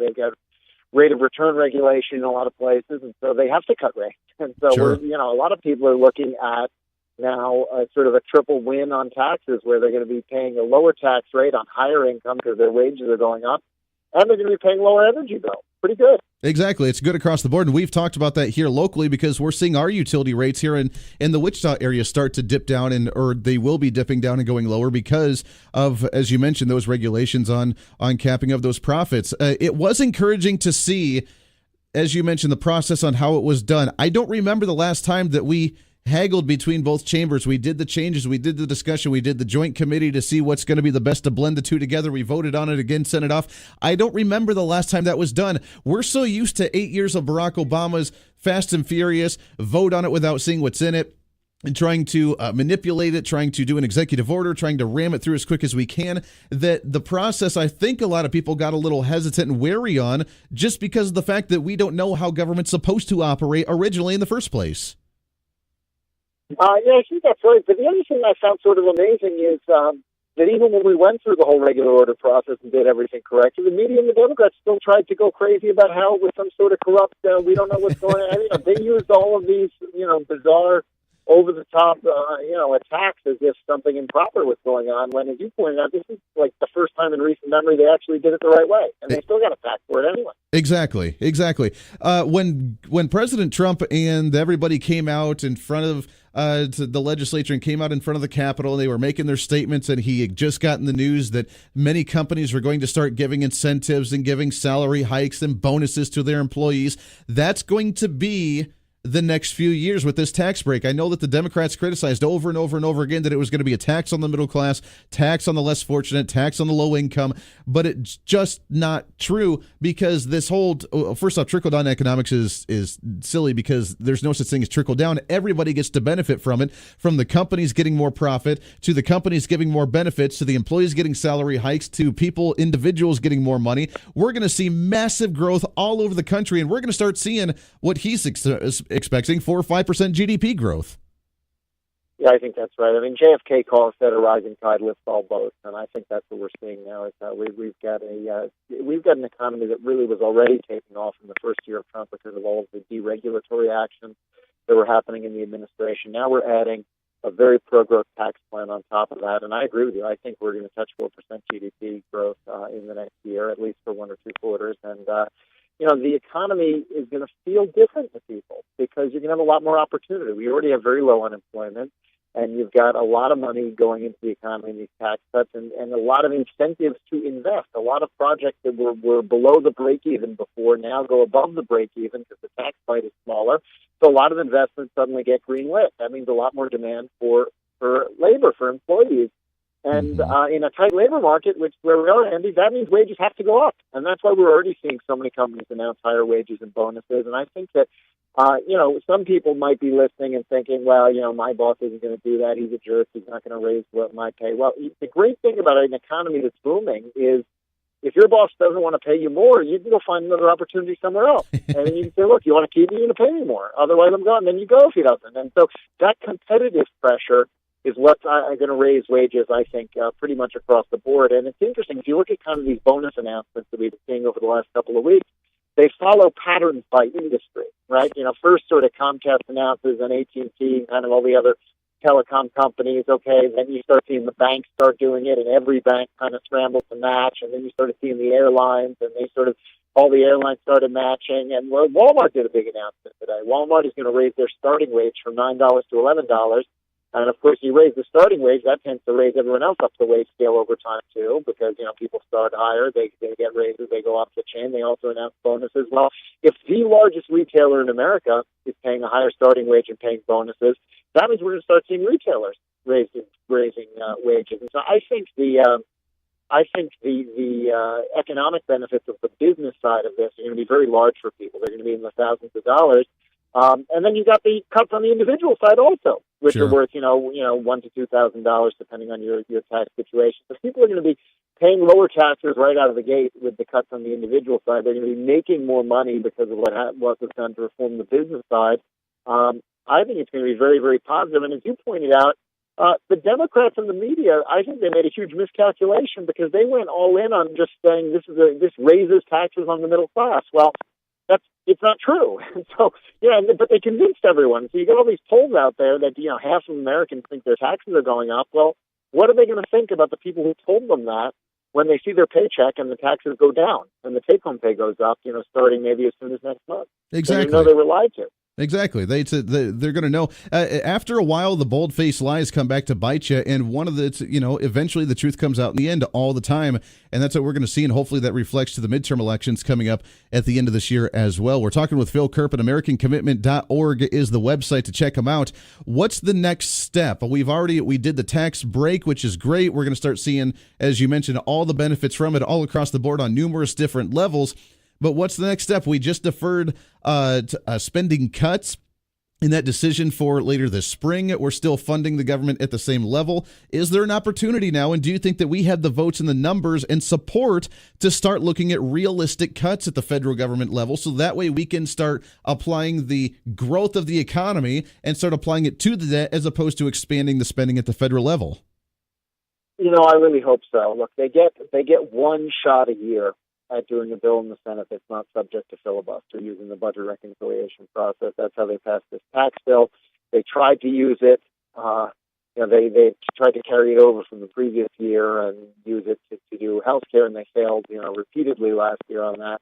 Well, they get one shot using the budget reconciliation process to do major legislation that the Democrats can't filibuster. And it remains to be seen what they want to use it on. I personally would love to see them circle back to health care and actually get it done. But, If they try and fail, well, that would be bad. So, the question is whether they can get 50 out of 51 Republicans to agree on something on health care. And they couldn't do it when they had 52. So I hope they can. That would be fabulous. I don't know. But if they don't use it for health care, what do they use it for? Is it an infrastructure package? If it is, how do they pay for it? Sure. Is it welfare reform, which has been discussed? That would be good, but, can you get 50 to agree on that? And so, I certainly hope they will do another major piece of legislation. They get one shot a year to do it in a way that avoids filibuster. It would be a shame if they don't use it for something, but it's not totally clear to me at this point what the thinking of the White House and the Senate leadership is in terms of what to use that vehicle for.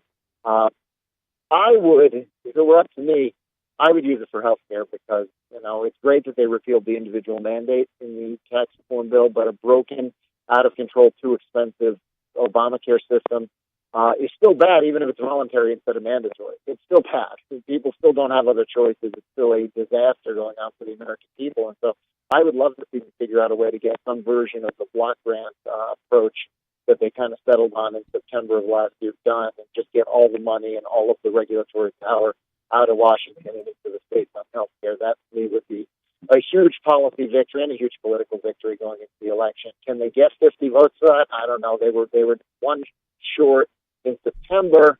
Sure. And they've lost a Republican since then. So you figure they start too short. They need to somehow convince McCain and Rand Paul most likely, because I don't think Susan Collins is really convinciable. So it's not impossible. You got to convince two guys, but it would be hard. So that's what I would like to see them do. But I don't really know what they're thinking in terms of that budget reconciliation bill, which is really the most important question. They only get that one shot to do something with 50 votes. I don't think Democrats are going to get votes for anything. So I don't see anything major happening outside of that. Sure. Well, the agenda's long for this year to get done. Last year, we saw the comments and heard the comment from Mitch McConnell saying that it was a very successful year, that we did two things this year. We nominated Supreme Court Justice and we got tax reform done. And that's a really, really good year because we got two things on the agenda done. This year, like you mentioned, we have the repealing of Obamacare, which is essential and we have to get done. We have to do the budget reform, which has to be done, and welfare reform that I kind of lumped the two together, but we could even attack it separately as well. We have to focus on immigration and building the wall, which President Trump promised he would do, or he's going to start losing support. And you're right, depending on how they use the process on what's the priority for the agendas, it's going to be very interesting to watch, but this year we better step it up a notch. And even though we thought two items was a good agenda to be accomplished last year, we better take it up a notch and get a few more things done this year. I mostly agree with that. I would just, in McConnell's defense, I would point out just that the tax bill was really more than one victory. It was the cuts on the individual side. It was the reforms to the business side. Those are things we've been trying to do for 30 years. But then it was also they did get the Obamacare individual mandate repealed. That doesn't fix the whole Obamacare problem, but, at least you're not going to be punished if you can't afford Obamacare. So that's pretty big.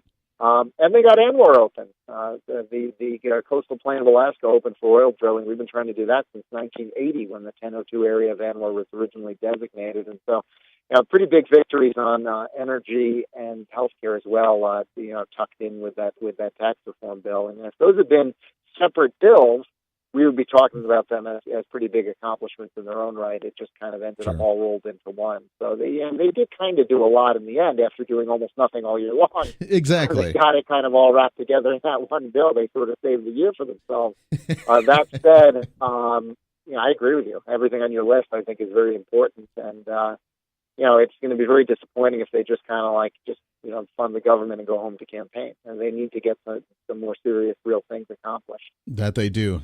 Well, hopefully we can use that momentum, because you're right, it was a huge success to wrap up the end of the year. We could take a sigh of relief for the holidays knowing that we did something very, very great and successful, and hopefully we can use that momentum and continue it on for this year. We're talking with Phil Kerpen, American Commitment, president of American Commitment. You can visit him online, americancommitment.org. Phil, it's always great to talk to you, my friend. So much information up in Washington, D.C. Don't stay up there for too long, because I hear the air and the toxins in the air sometimes a little overbearing. So be safe up there, and we'd love to get you back on the show again here soon.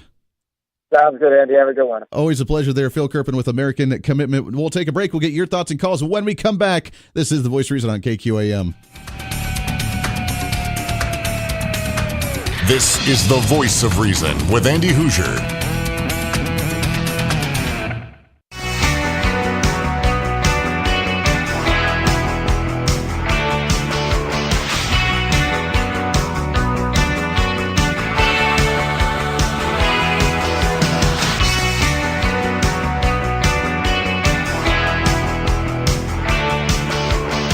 Welcome back into the Voice of Reason. Thanks again to Phil Kerpen with President for American Commitment joining the show in the last segment. Boy, okay, I guess there is a benefit for getting to work at 5 in the morning before the weather gets too terribly bad and the traffic gets crazy. I'm looking out the studio window and still seeing the exact same cars that I saw at the top of the hour, still sitting in the same spot. I feel bad for you guys if you're out on the roads. I guess for the benefit, you get to listen to the show a little bit more. Always looking on the bright side. Always looking on the bright side. 721-8255-721-TALK. If you want to join in, it's open lines to you for the last half hour of the show. Anything you want to talk about, the tax cuts at the federal level. Now, what we have to do, as we always try and talk about the activism at the local level, is we take that momentum that President Donald Trump has given us, the opportunity that President Trump has given us, and we fight tooth and nail to do the exact same thing at the local level, at the statewide level. Can you imagine? Just imagine this for a second. We're going to talk about, let's say that we give the Democrats progressives, because many Republicans want to do the same thing. We give them everything they want. They double the size of the Medicaid. They work on education funding. They do whatever they want to. Just imagine how many taxes that would be. How much more tax money we would be giving to the government. How high our tax rate would be if we give them everything they wanted. All of it. Could you imagine? Calls are lining up. Stay there. Last half hour is all your show. Whatever you want to talk about, we'll get to you as soon as we come back. Don't go anywhere. It's a Thursday. You're almost to the weekend, and maybe it might start a little early with this weather if you get to stay home today. This is the Voice of Reason. Stay here.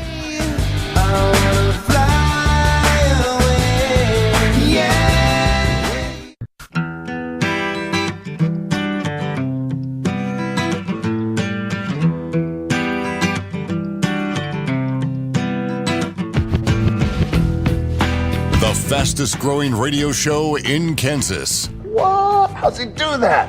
That's what I'm talking about. This is the Voice of Reason with Andy Hoosier. I feel having the Democrats in with us is absolutely vital because this should be a bipartisan bill. This should be a bill of love. Truly, it should be a bill of love, and we can do that. But it also has to be a bill where we're able to secure our border. Drugs are pouring into our country at a record pace. This group and others from the Senate, from the House, comes back with an agreement. I'm signing it. I mean, there it is. President Trump, I'm signing it. I'm just going to say, I trust them. They're going to do a great. Now, there's psychological ways that you could look at this if you're into psychology at all. First off, it's a bill of love. Okay, who are you loving? Are you loving the American people? Or are you loving the dreamers? This is what we've been concerned about. And I know we've had a lot of callers where this has been their primary issue. They've been very concerned of what President Trump would do. We put you in office under the excitement of being a non-politician, of being non-ideologically driven, and just doing what you say you're going to do. Build the wall. Build the wall. Build the wall.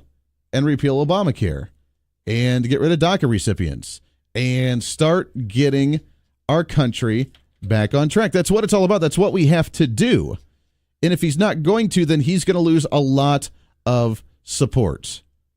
He's going to lose a lot of support from his original supporters. That we're going to build the wall. We have no choice. We have no choice. Build that wall. Build that wall. Build that wall. Build that wall. Build that wall. Build that wall. Build that wall. Build that wall. Do you remember those kind of chants at the rallies? I don't remember them saying, yeah, let's have a bill of love to be able to help out the individuals that were DACA recipients that we've been upset about this entire time, and now we want to be a little soft on this. The second part about it, you could look at this in a psychological manner, where he says that I'm going to trust these individuals. If they give me a bill, I'm going to sign it. If they give me something, that I'm going to actually support it. Pace. This group and others from the Senate, from the House, comes back with an agreement. I'm signing it. I mean, I will be signing it. I'm not going to say, oh, gee, I want this or I want that. I'll be signing it because I have a lot of confidence in the people in this room that you're going to come out with something really good. You can look at it two ways. You can look at it either one way and say, you know what? He's wrong because he's starting to waver. He's starting to give in. Is his second year. He used up all his energy of being the force of you're not going to bully me around and I'm going to do what I'm going to do and overturn the tables and I'm just going to get rid of all the establishment and I'm going to expose you. And you can see it that way. Hopefully, though, in a psychological manner, you can see it as he's giving them the encouragement to do the right thing. We finally got a success. We finally broke through the glass ceiling. We had a full year of not getting a single thing done. We had a full year of struggling to get on the same page. We had the tug of war going on between the establishment Republicans and President Donald Trump. We had the tug of war between the populists and the inside the government, how things are supposed to be done and how they've been done for so long. We've had the tug of war and the bitterness between Tea Party conservatives and the establishment Republicans. We've seen that war grow for a long time, and we had to figure out how to work with one another. Where that happy medium was. We tried and tried and tried and tried to repeal Obamacare, and we weren't able to repeal Obamacare. We tried and tried and tried, and just like we mentioned with Phil Kerpen at the beginning of the hour, that we did the way the government's supposed to work, with the back and forth between the two chambers, writing bills, coming together with a joint committee, finding the best bill, and getting it to the president's desk. We finally figure out how to do it the right way by the time that we ended the year with a tax reform. Can we do that again when it comes to immigration? We need to do that on immigration and on the budget and on spending and on the wall and all of that. But now we know how to work together. Now we know how to figure out where the line's drawn and how far the establishment can push. Now we know how far the Tea Partiers can push. Now we know how far that the Trump tweets and how much him exposing other individuals is going to be beneficial or non-beneficial. We're starting to finally figure it out. It's like the new football team. You put together a team, you got the new coach, you got the new players. Maybe it's a middle school team or a high school team. You have new kids coming in each year, and you're trying to figure out how to place everybody. Remember that in Little League or even in baseball? In Little League, you played it.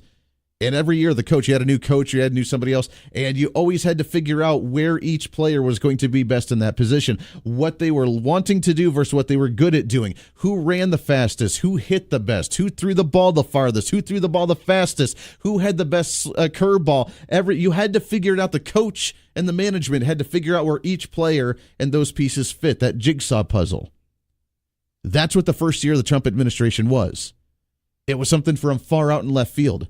We had no idea what to expect with the President Trump administration. We had no idea how to approach what was to come. Was he going to dominate and control? All the Democrats complained that it was going to be just this fascist regime where he was going to take control and the dictator was going to control every aspect of our lives by the end of the 6 months. We're trying to figure out where he was going to play his part and how much of control or lack thereof he was going to have on an establishment Congress that hated every fiber of his being. From 99% of the legislatures. That's what we were trying to figure out. Now, we got the tax reform done. How do we move forward? Is he encouraging them in a psychological manner to say, I trust you. Now that you know what I expect and the level that I want and the standard that I want, now we can work together. I put the faith in you to create an immigration bill that is going to be positive. Now, if he just does sign it in the end of it and he doesn't even look at it, he doesn't care, he doesn't try to modify it, he doesn't try to push, then I would be very concerned if they do allow the DACA recipients to stay. That's something that would, right there, all of his support would go out the window from a lot of people. They would be extremely upset. But I'm hoping, again, this is in the pipe dream, just as I was hoping that Governor Sam Brownback was toying somewhat with the progressives wanting to get the educational funding to see what their response would be and then turn around and say, yeah, it's actually not going to happen. And if you try to increase funding for education, I'm going to veto it. I was hoping that until we saw the tweet last night where he said that we just have to follow the rule of law and the Kansas Supreme Court gave us that order, so we had to do it. And it breaks my heart to see that. I'm hoping that we can't take President Trump at his face value on this one and say that he's just going to sign whatever they get to him, because then you know that just, if that is the case, that just fueled the Democrats to fight so hard to give amnesty to DACA recipients. That just fueled the moderate Republicans so much more to side with the Democrats to say, this is the majority in Congress, this is what we're going to be able to get through, this is the best that we could possibly do, and this is what you have to sign now because you told us you would. I'm hoping that's not what it comes down to. I'm hoping this emboldens the Republicans who have been on the fence of Trump. Oh, he's pushing too hard against us. Oh, he's controlling what we do too much in Congress. Oh, he's calling out everybody that disagrees with him on Twitter, and we don't like that very much, and we're going to be standoffish with him. I'm hoping, again, that this is the opportunity for him to say, you know what?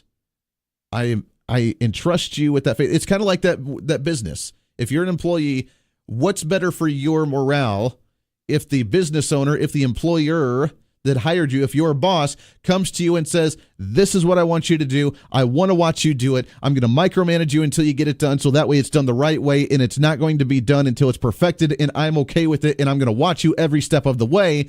Do you feel better in your job that way? Or when your boss says, this is the project that I want you to handle. I know that you're going to do a good job. I have faith in you. Show it to me when you're done. Don't you feel a little bit better in that? Don't you feel a little bit better at the end? Hey, you know what? This is my baby. I can make this as good as I can. I have the opportunity to impress my boss. I have the opportunity to impress my coworkers. I have the opportunity to move up to the next step right now because I'm going to play a vital role in this company, in my job, in this project, and whatever it is, I can take it to that next level. In Trump being the businessman, I'm hoping that's what he is and what he's doing, where he's using that type of psychology. I entrust you, Congress. We finally figured out somewhat how to work together. Now I entrust you with this project. I want to see it when it's done, and if it's pretty close to what I want, then yeah, I'm going to sign it. Instead of saying, this is what I want to see, make it happen. And I want to watch you every step of the way, and if you don't, then I will kick you out and get somebody else done. That's not how you run a business. That's not how you take care of your employees. And President Trump knows that for being the successful businessman that he is. 721-825-5721-TALK. I am concerned because then you see it on the New York Times, which they always try to demonize Trump anyways, and when they see an opportunity to try and create the anarchy within the Republican Party, they're going to jump all over it. But Trump appears to endorse paths to citizenship for millions of immigrants.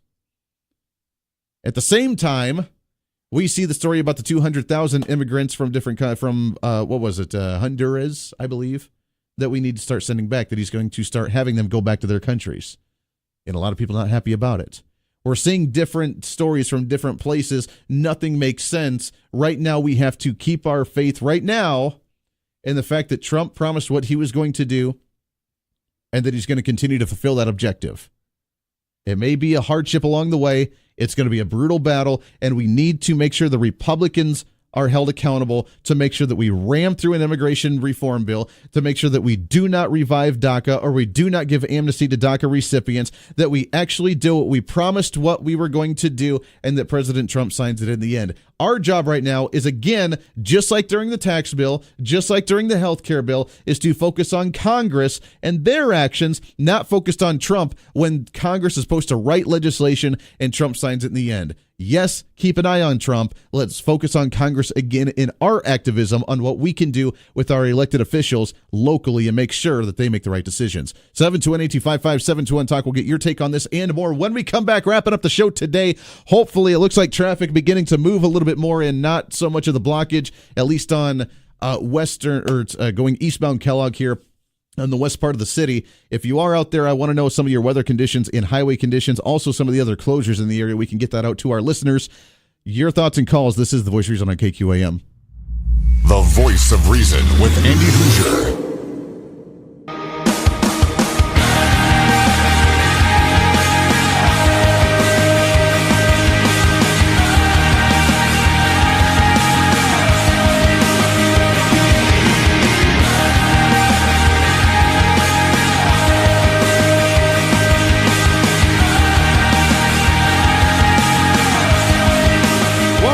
The Voice of Reason right here on the Big Talker KQAM. It's an honor to have you along each and every morning as we start off your day, hopefully the right way to get you pumped up and excited, especially on a day like today when you're maybe taking a little bit longer time to get to work. Be careful, be safe out there, and thanks for tuning in to us.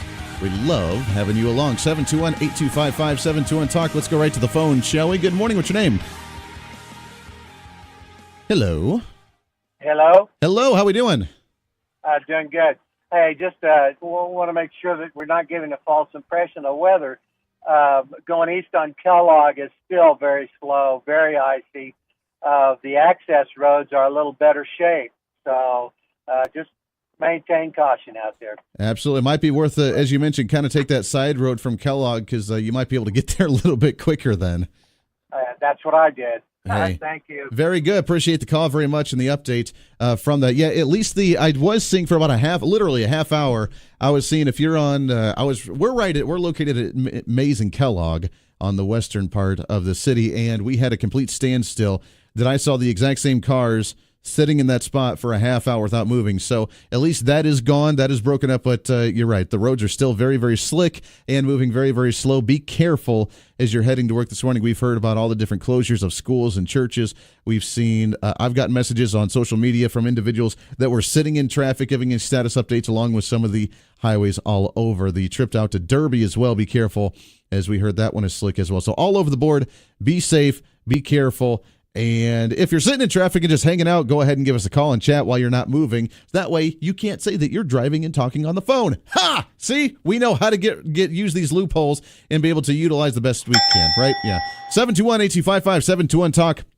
President Donald Trump, as we're talking about, by the way, the immigration discussion, he just tweeted out about 2 hours ago, 45-year low on illegal immigration this year at Fox and Friends. 45-year low on illegal immigration. That was absolutely correct last year. Now we see the story that happened just recently, just yesterday, really, the story of how it's picking back up for 2018, which is why now we need to act. We scared them last year. Now we need to act on it this year. We saw the story about how they're beginning to go to different businesses and audit and look at employment records and see what they're doing. They were looking at 7-Elevens, which never would have been a business that I really would have thought about being one to be concerned about illegal immigrants working at. I guess so, but I never would have thought about it. All the businesses, no matter what they are, let's take a look. That's the duty of the federal government and of ICE, to look and see who's here legally and who's not. Not knocking on personal house doors, but looking at businesses, looking at travel, looking at people coming over and across all of our borders. Let's start taking this into our hands. Let's start making and enforcing immigration law. We don't need necessarily a reform. We need to enforce the laws that we have. Let DACA expire. Give them an X amount of time and a deadline to reconcile if they have not corrected their mistake from being here and starting their lives and having a family and doing whatever they do illegally here. Let them reconcile, or then we take matters into the hands of the government. Let's go back to the phone, shall we? Good morning. What's your name? My name's Rod. Rod, how are you, my friend? Good. I was just going to tell you, down south here where 235 and 135 meet, it's a huge mess. There's trucks jackknifed everywhere, trucks stuck on the ramps going up, and it's just a parking lot at 235 and 135 south. Still not moving there either. I wonder if, I don't know what it was, if it's maybe just the first icing of the year and everybody forgot how to take care of it, or if it just came on literally that quickly to where we didn't have time to respond and prepare for it. I don't know. I think yesterday having a 60-degree day and waking up to this was a huge shock. Kind of threw us off a little bit. Yes, sir. Hey, I appreciate the call, Rod. Thanks so much for the update. 235 and I-35 on the south end. Be careful. And apparently it's a standstill there all over town. Hopefully, you know what?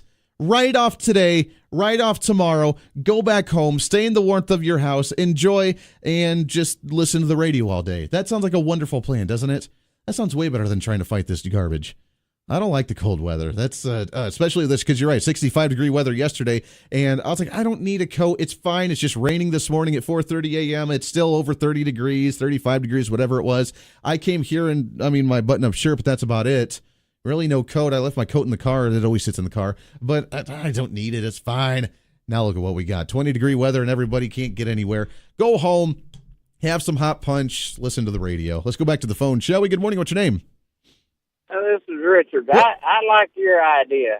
Go home. Yeah, go home. Yeah, don't worry about trying to fight it. You don't need to. Take a day off. You know what? We don't need to really jump into this year as quickly as we need to, doing the full 5-day work week for the first week of 2018. Go home, have a day off, and then we'll start that next week, because we really don't need to jump into these things too quickly.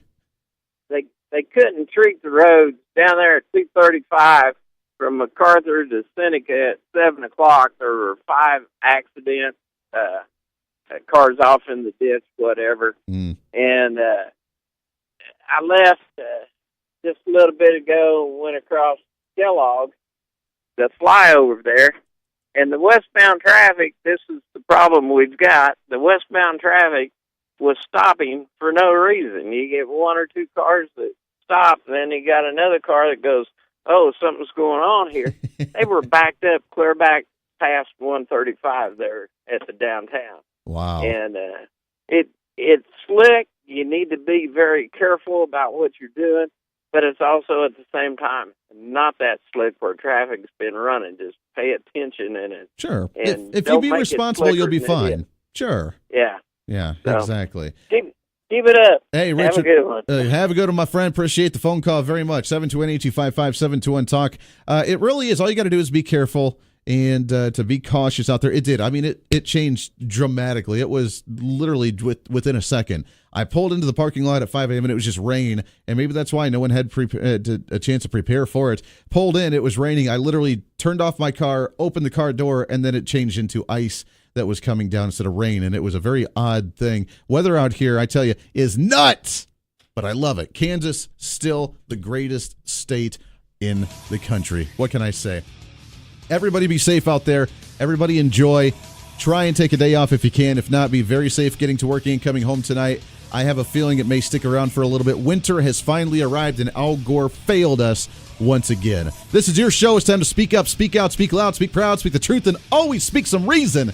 That's what we're here to do. This is The Voice of Reason on KQAM. Have a wonderful Thursday.